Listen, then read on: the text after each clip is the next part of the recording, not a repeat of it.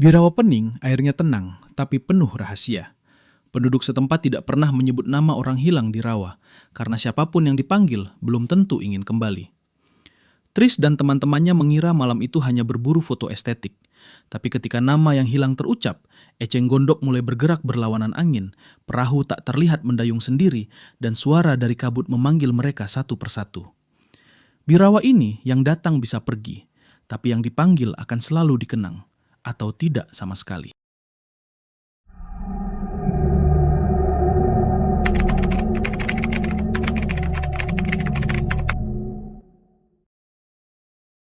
Namanya Sutrisno Widodo, biasa dipanggil Tris. Umurnya 28 tahun, tinggi sedang, badan agak kurus karena lebih sering begadang ngedit foto daripada olahraga. Rambutnya selalu berantakan, bukan karena gaya, tapi karena dia percaya topi bisa menghalangi inspirasi. Tris itu orangnya skeptis, tapi sopan. Tipe yang kalau dengar cerita hantu bakal bilang, paling sugesti, tapi tetap baca doa sebelum tidur. Tujuannya ke Rawapening malam itu sederhana dan agak nekat. Memburu foto malam hari untuk proyek pameran bertema Sunyi yang Hidup. Menurutnya, rawa berkabut, eceng gondok, dan siluet gunung di malam hari itu estetik horor alami.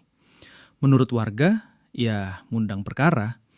Bersama 3 temannya, Raka si sok berani, Dini yang paling rasional, dan Bayu yang penakut tapi ikut karena FOMO, Tris tiba menjelang tengah malam. Angin hampir tak bergerak, air tenang. Terlalu tenang, seperti orang yang lagi ngambek tapi belum ngomel.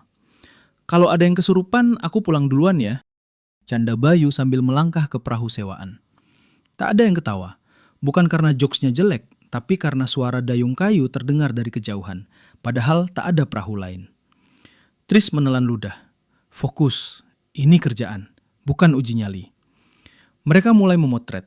Lampu kamera menyala sebentar-sebentar, memantul di permukaan air dan eceng gondok yang pelan-pelan bergerak berlawanan arah angin. Dini memperhatikan itu lebih lama dari yang seharusnya. Tris, bisiknya, anginnya ke timur kan? Iya. Terus kenapa eceng gondoknya ke barat? Belum sempat Tris menjawab, Raka dengan ide jenius khas orang yang kurang tidur tertawa kecil. Paling arus bawah. Ngomong-ngomong, dia menoleh ke air gelap di samping perahu. Katanya di sini ada yang hilang namanya. Jangan sebut! Bayu refleks menutup mulut Raka, tapi terlambat. Nama itu, nama seseorang yang dipercaya tak pernah benar-benar pulang dari rawa, sudah terucap, setengah bercanda, setengah menantang. Udara mendadak berat. Sebelum kita lanjut ceritanya, saya mau ucapkan terima kasih buat kalian semua yang sudah setia nonton dan dengerin cerita horor di channel ini. Kalau kalian suka, jangan lupa like, subscribe, dan tulis di kolom komentar pengalaman horor kalian. Cerita yang paling menarik nanti akan saya buatkan videonya. Bukan dingin, berat, seperti ada yang menekan dada. Lampu kamera Tris berkedip sendiri. Di layar, hasil foto terakhir muncul. Sebuah riak air berbentuk lingkaran, seperti bekas dayung. Padahal, perahu mereka diam. Dari balik kabut, kembali terdengar suara itu. Ceplok, ceplok. Dayung menyentuh air, ritmenya pelan, sabar, seolah pemiliknya tahu mereka tak kemana-mana. Tris mencoba tertawa, meski suaranya terdengar palsu bahkan di telinganya sendiri. Tenang, mungkin nelayan. Tapi di dalam hati, ia sadar satu hal yang membuat tengkuknya meremang. Tak ada nelayan yang turun ke Rawapening setelah nama itu dipanggil. Dan dari balik eceng gondok yang kini semakin rapat, sesuatu atau seseorang sedang mendekat. Kabut menebal, seperti ada yang sengaja menarik tirai di atas Rawapening. Perahu mereka masih diam, tapi air di sekelilingnya beriak pelan. Bukan karena angin, melainkan karena sesuatu bergerak memutari dari bawah. Tris bisa merasakannya lewat telapak kaki yang menempel di dasar perahu kayu. Getarannya halus, teratur. Terlalu teratur untuk disebut kebetulan. Tris, Bayu berbisik dengan suara hampir menangis. Kalau aku janji gak FOMO lagi seumur hidup, kita bisa pulang sekarang gak? Belum sempat dijawab, dayung tak terlihat itu berhenti. Sunyi. Sunyi yang bukan kosong, tapi menunggu. Lalu terdengar suara lain, lebih dekat. Bukan cipratan air, bukan angin, seperti orang menghela napas. dari dalam rawa. Dini meraih lengan Tris kuat-kuat. Itu bukan nelayan. Raka yang tadi paling berani kini pucat seperti kertas truk minimarket. Tris, di air itu, lihat nggak? Tris mengikuti arah pandangan Raka. Di sela eceng gondok muncul bayangan hitam memanjang, lalu menghilang. Bukan ikan, bukan ular.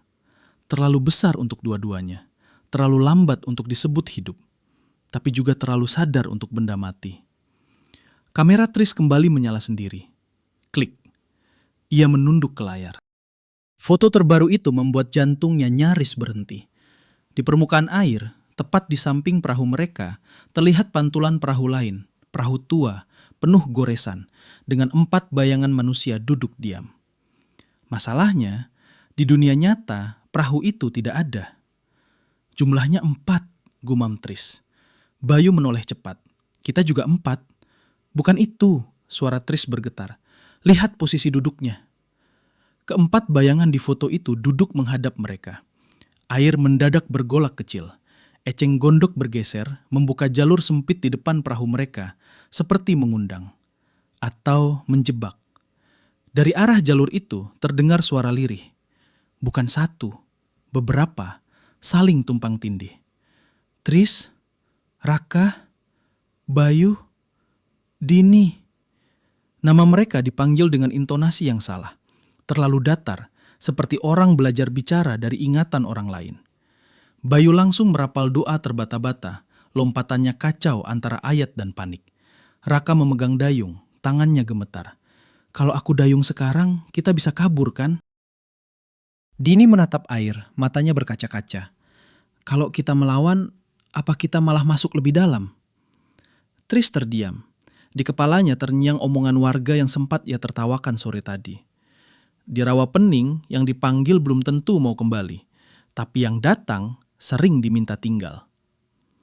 Kabut di depan mereka terbelah perlahan. Siluet perahu tua itu kini benar-benar terlihat, meluncur tanpa suara. Dan di ujung perahu itu, seseorang berdiri. Wajahnya samar, seperti dilihat dari balik air. Namun satu hal jelas.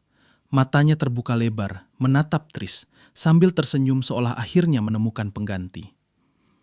Tris menggenggam kameranya erat-erat. Untuk pertama kalinya dalam hidup, ia berharap kamera itu gagal merekam. Karena jika apa yang akan muncul selanjutnya tertangkap lensa, ia tak yakin kisah ini masih akan jadi miliknya untuk diceritakan. Kabut bergulung semakin tebal, menelan tepi perahu dan membuat dunia di sekitar mereka seperti mengambang di udara. Suara dayung tak terlihat itu kini terdengar lebih jelas, ritmis, tapi lambat, seperti menunggu. Tris merasakan bulu kuduknya berdiri, tangan dingin meski malam itu tidak sedingin biasanya. Bayu menjerit pelan, tapi bukan karena ketakutan semata. Suara itu terdengar seperti suara yang dikenal, tapi salah. Tris, aku dengar namaku, gumam Bayu sambil menutup telinganya. Tris menoleh. Betul, suara itu memanggil nama mereka satu persatu, tapi intonasinya aneh, seperti tiruan. Bahkan saat Tris mencoba memanggil balik, tak ada gema. Hanya air yang semakin rapat eceng gondoknya menutup jalur mereka. Dini yang selama ini terlihat paling tenang, kini terduduk di perahu, memeluk lututnya. Kalian lihat itu kan? Bisiknya sambil menatap ke arah bayangan di depan. Tris menatap layar kameranya. Di situ, sosok berdiri di ujung perahu tua itu perlahan mencondongkan tubuh ke arah mereka, tapi masih samar, seperti bercampur kabut dan air.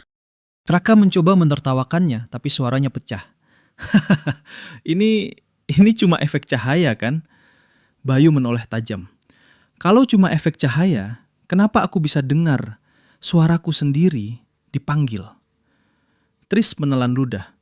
Ia tahu satu hal, rawa pening tidak pernah salah. Tidak pernah. Tiba-tiba, air di bawah perahu mereka bergolak lebih keras. Eceng gondok terbuka, membentuk jalan sempit menuju bayangan itu. Tris merasa jantungnya seperti tercekat. Jangan pergi ke sana, teriaknya. Tapi suaranya tenggelam oleh suara dayung yang semakin dekat. Dari balik kabut, sosok itu melangkah. Dan untuk pertama kalinya, Tris bisa melihat wajahnya dengan jelas. Bocah kecil berambut hitam basah. Matanya terlalu besar untuk wajahnya. Senyum di bibirnya terlalu lebar untuk sesuatu yang hidup. Bayu menjerit keras. Ginny menutup mata. Raka terdiam mematung. Tris merasa tangannya membeku saat bayangan itu mengangkat tangan, seolah memanggil mereka. Dan suara itu terdengar lagi, lebih jelas, lebih dingin. Mari bermain, selamanya. Tris menunduk, menggenggam kamera sekuat tenaga. Ia sadar satu hal, permainan ini bukan untuk menang, hanya untuk bertahan. Saat ia menatap ke arah bayangan itu, perahu tua mulai bergerak sendiri, perlahan mendekat. Tapi bukan ke mereka, ke sisi perahu yang kosong, seperti menunggu penumpang baru. Tris menelan ludah. Ia tahu, mereka telah dipilih untuk bermain. Dan yang paling menakutkan, di rawa ini, permainan selalu dimulai dengan nama dan berakhir dengan kehilangan. Tris menunduk, menggenggam kameranya seperti pelindung terakhir. Bayangan bocah itu tetap berdiri di ujung perahu tua. Senyumnya menempel di kepala Tris, seperti lem super yang dingin. Tris, kita harus lari. Bayu gemetar, hampir tersungkur di perahu. Lari? Raka menoleh, wajahnya pucat. Kemana? Airnya semua seperti bergerak sendiri. Dini memejamkan mata, menunduk. Aku rasa kita nggak cuma melihat bayangan, kita dipanggil. Dan dipanggil itu nggak cuma sekedar ajakan. Perahu tua itu bergerak perlahan ke arah mereka. Tapi anehnya, tidak membuat riak seperti perahu biasanya. Air seperti menahan langkahnya. Eceng gondok membuka jalan tipis. Tris menelan ludah, mencoba mendorong temannya. Kita harus tetap tenang, jangan panik, jangan bercanda. Tapi aku nggak bisa diam, Tris. Bayu hampir menangis, melompat ke sisi lain perahu. Kalau ini beneran, kita bisa. Sebelum Bayu menyelesaikan kalimatnya, sosok bocah itu mengangkat tangannya, dan 4 bayangan lain muncul dari kabut. Masing-masing menatap mereka dengan ekspresi yang terlalu hidup untuk benda mati, tapi terlalu mati untuk manusia. Tris mengerutkan kening. Kalian lihat kan, ini nggak kayak... Ya ampun, ini kayak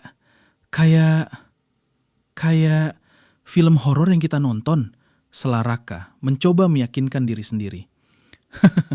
Tapi ini nyata banget. Tidak ada yang tertawa. Sosok bocah itu mencondongkan tubuh dan suara itu terdengar lagi, lebih lembut tapi menusuk. Tidak ada yang pergi, yang dipanggil akan bermain selamanya. Tapi ada yang mau bertukar. Tris menatap teman-temannya, merasakan jantungnya seperti tercekik. Bertukar? Dengan apa? Dengan siapa?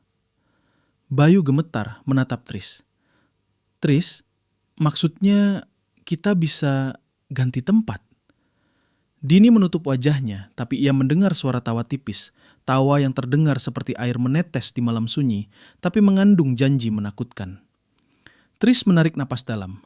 Otaknya bekerja cepat, tapi rasanya logika manusia hampir tak berguna di sini. Kamera di tangannya bergetar, lampu flash berkedip sendiri. Setiap klik menangkap bayangan yang berbeda, tapi sosok bocah itu selalu ada di frame, selalu menatap mereka dengan mata terlalu besar, terlalu memahami. Raka akhirnya berbicara, suara serak tapi mencoba terdengar santai. Iya, kalau kita main-main, mungkin kita bisa main trik. Aku maksud kita bisa kabur sambil pura-pura ikut main. Bayu menatapnya tajam. Trikmu gak akan berhasil kalau dia bisa baca pikiran kita, Rak. Tris menunduk lagi, menatap air gelap di bawah perahu. Rasanya ada tenaga yang menahan perahu tetap di tempat, dan eceng gondok kini menutup jalur kabur mereka sedikit demi sedikit. Satu hal jelas, rawa pening tidak akan membiarkan mereka pergi begitu saja. Dan dari arah kabut yang semakin tebal, terdengar suara bisikan baru bercampur dengan tawa bocah itu. Pilihan pertama, siapa yang mau bermain? Tris menatap teman-temannya, merasa ada sesuatu yang mendesak di dalam dirinya. Mereka harus memilih, atau rawa ini akan memilih untuk mereka. Kabut semakin tebal, sampai perahu mereka seperti mengambang di ruang hampa. Tris merasakan jantungnya berdetak terlalu keras, seperti menabrak tulang rusuk.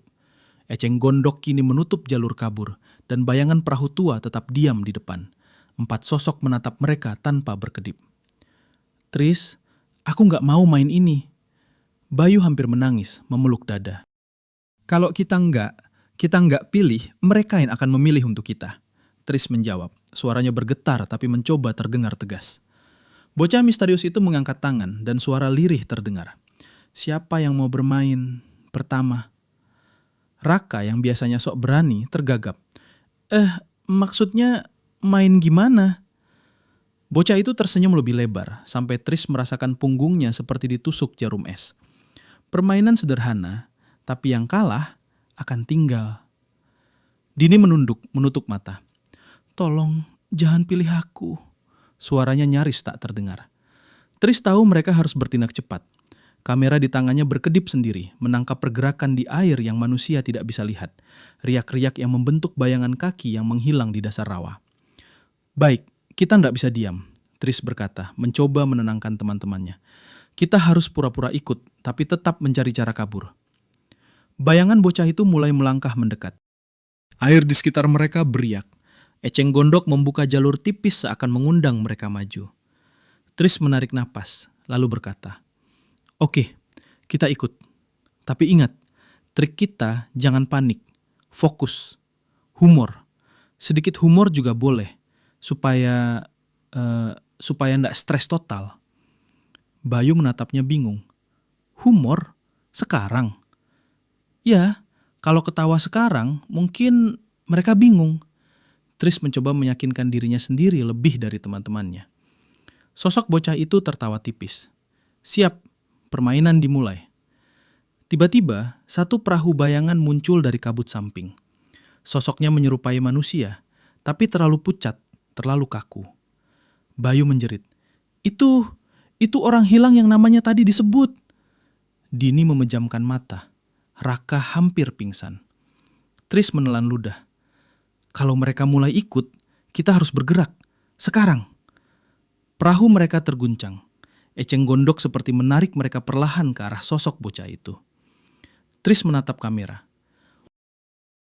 Lampu flash berkedip sendiri, dan di layar terlihat Bayu perlahan memudar. Wajahnya panik, dan kemudian hilang dari perahu. Bayu menjerit, tapi jeritannya tidak terdengar lagi. Hanya air yang beriak, dan senyum bocah itu semakin lebar. Dini menatap kosong ke arah tempat Bayu berdiri tadi. Tidak, Bayu! Raka menunduk, tidak ada kata yang keluar. Tris tahu satu hal, permainan ini tidak main-main. Rawa pening menuntut bayarannya. Bocah itu menatap mereka bertiga, suaranya lirih tapi menancap.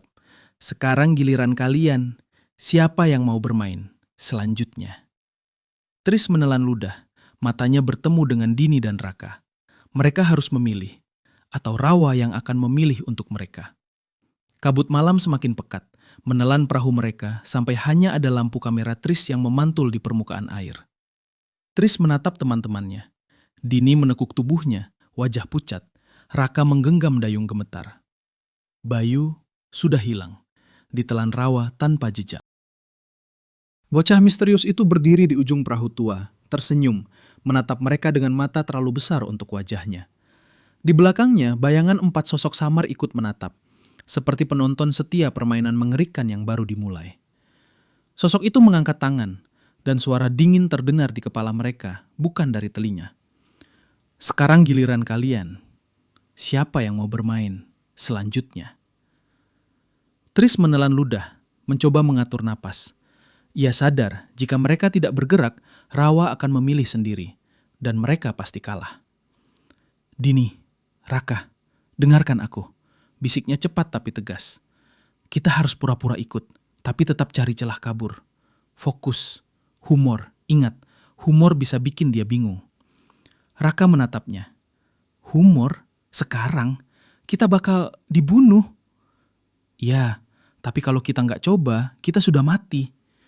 Tris menekankan itu, mencoba menenangkan dirinya sendiri. Bocah itu tertawa, dan kali ini tawa itu terdengar seperti air menetes di malam sunyi, menembus kepala mereka. Eceng gondok di sekeliling perahu bergerak sendiri, membuka jalur tipis, seolah mengundang. Tris menunduk, mengamati arah jalur itu. Kita ikut, kata Tris akhirnya. Ikut, tapi tetap bergerak pelan ke arah kabut. Fokus ke jalur eceng gondok, jangan panik. Mereka maju perlahan, dan setiap langkah perahu mereka terasa berat, seolah ada tangan tak terlihat menahan mereka. Lampu kamera berkedip sendiri, menangkap bayangan yang tidak bisa dilihat mata manusia. Tiba-tiba, sosok bocah itu melompat ke perahu mereka, tapi bukan menyerang. Dia menatap Tris, tersenyum lebar, lalu menutup mata. Suara lirih terdengar di kepala Tris. Kalau ingin hidup, bayar dengan ketakutanmu. Tapi ada yang bisa selamat kalau cukup berani. Tris tahu ini tes psikologis terakhir. Ia menatap teman-temannya. Dini gemetar, Raka pucat. Ia menarik napas panjang, mencoba menertawakan situasi itu. Humor gelap ala Tris. Oke, Bayu sudah hilang. Kita nggak mau ikut nambah daftar kan? Jadi ayo kita pura-pura lucu. Siapa yang bisa bikin bocah ini ketawa, mungkin bisa kabur. Dini menatapnya bingung. Lucu? Ini saatnya ketawa. Coba saja, Tris mendesak. Dengan suara tercekat tapi berani, Tris mulai menceritakan lelucon sederhana tapi konyol tentang nelayan yang ketiduran di perahu dan bangun di rawa. Dan entah kenapa, bocah itu mengernyitkan dahi, lalu tiba-tiba tersenyum lebih lebar tapi menurun. Raka ikut menambahkan canggung. Terus ada ikan. Ikan itu kayak aku pas FYP TikTok gagal. Tawa mereka kecil, terputus-putus, tapi sosok bocah itu terguncang sedikit, seperti tersentuh humor manusiawi. Di saat itu, Tris merasakan tarikan di bawah perahu. Eceng gondok membuka jalur yang lebih lebar, dan bayangan Bayu yang hilang terlihat melintas di bawah air, menatap mereka, menandakan jalur aman. Tris, Dini, dan Raka bergerak cepat mengikuti jalur itu. Lampu kamera berkedip, menangkap bayangan-bayangan yang menghilang di belakang. Rawa beriak pelan, seolah melepaskan mereka tapi tetap menyimpan misterinya. Mereka mencapai tepian, napas terenah-engah, tubuh gemetar. Tidak ada yang berkata apa-apa dulu, hanya menatap rawa yang tenang kembali. Eceng gondok menutup jalur, seolah tidak pernah ada perahu bayangan atau bocah itu. Tris menatap teman-temannya. Kita selamat, tapi Dini menatap Bayu yang tidak ada. Bayu hilang. Raka menelan ludah. Dan kita tahu, rawa pening tidak pernah benar-benar melepaskan orang. Tris menatap air yang tenang. Matanya menyorot kabut di kejauhan. Hati kecilnya tahu satu hal. Rawa pening masih menunggu yang berikutnya. Dan dari kejauhan terdengar suara lirih, hampir tak terdengar. Selamat datang yang dipanggil berikutnya.